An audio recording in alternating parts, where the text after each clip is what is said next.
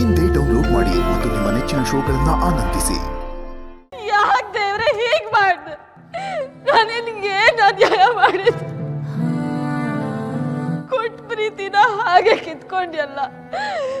ನನ್ನ ಪ್ರೀತಿಗೆ ಯಾಕೆ ಅನ್ಯಾಯ ಮಾಡಿದೆ? ಯಾಕೆ ಅನ್ಯಾಯ ಮಾಡಿದೆ?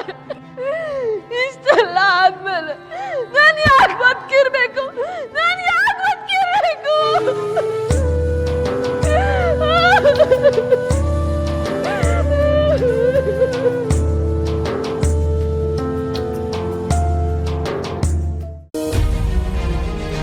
ಯಾಕಪ್ಪ ನಿಂತ್ಬಿಟ್ಟೆ?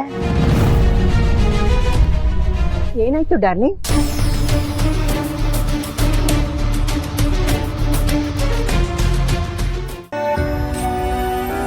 ಈ ಸತ್ಯ ಹೇಳಿದ್ರೆ ನಿತ್ಯನ್ ಬದುಕನ್ನ ಇನ್ನೂ ದೊಡ್ಡ ನರ್ಕಕ್ಕೆ ತಳ್ದಂಗಾಗುತ್ತೆ. ಈ ಗುಟ್ಟು ನನ್ನಲ್ಲೇ ಇರ್ಲಿ.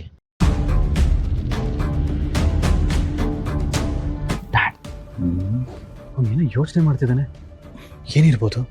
ಈಜು ಬರ್ದಿದ್ದವನು ಸುಳಿಗೆ ಸಿಕ್ಕರೆ ಏನು ಯೋಚನೆ ಮಾಡ್ತಿರ್ತಾನೋ?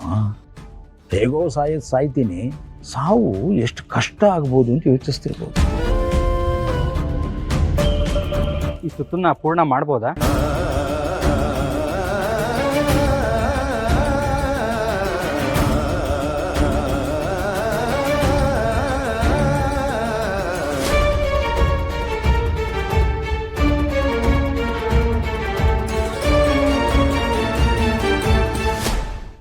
ಏನ್ ಡ್ಯಾಡ್, ನೀವೇನೋ ಮನ್ಸಲ್ಲೇ ಒಬ್ಬೊಬ್ರೆ ಲೆಕ್ಕಾಚಾರ ಹಾಕೊಂಡು ನಗ್ತಾರ ತರ ಇದೆ.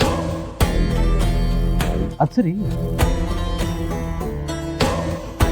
ನಿಧಿ ಇಲ್ಲ ಹೋದ್ಲು?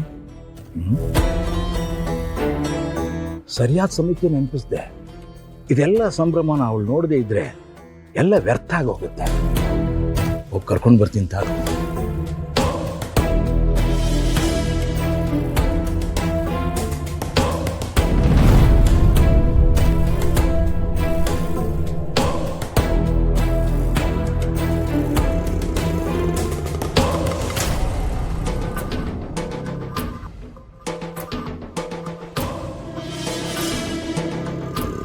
ನಿಧಿ, ನಿನ್ನ ಅಳು ಎಲ್ಲಾನು ಸರಿ ಮಾಡುತ್ತೆ ಅನ್ನೋದಾಗಿದ್ರೆ ದಿನವಿಡೀ ಅಳ್ತಾ ಇರು ಅಂತ ಹೇಳ್ಬಿಡ್ತಾ ಇದ್ದೆ. ಆದ್ರೆ ಪರಿಸ್ಥಿತಿ ನಮ್ಮ ಕೈ ಮೀರಿ ಹೋಗಿದೆ ಮಗು. ನಿನ್ನ ಅಳು ನಿನ್ನನ್ನು ಕುಗ್ಗಿಸ್ತಾ ಹೋಗ್ತಾ ಇದೆಯೇ ಹೊರತು ಆಗಿರೋ ಅವಘಡನ ಕರಗಿಸೋದಿಲ್ಲಮ್ಮ. ನಾನು ಯಾರಿಗೆ ಏನ್ ಮಾಡಿದ್ದೆ ಸರ್? ನಾನು ಯಾರಿಗೆ ಅನ್ಯಾಯ ಮಾಡಿದ್ದೆ? ಇದನ್ನೆಲ್ಲ ಯಾರ ಹತ್ರ ಕೇಳಲಿ ಸರ್? ಯಾರ ಹತ್ರ ಕೇಳಲಿ? ಆ ದೇವರು ಎಲ್ಲ ಅವನ ಆಟ. ನಾನು ಕರ್ಣನ ತಡಿಬೇಕು ಅಂತ ಎಷ್ಟೊಂದು ಪ್ರಯತ್ನ ಪಟ್ಟೆ ಗೊತ್ತಾ? ಅವತ್ತು ನನ್ನ ಮಾತು ಕೇಳೋ ಆ ಕರ್ಣ ಇವತ್ತು ಕಲ್ಲ ಕೂತ್ ಬಿಟ್ಟ.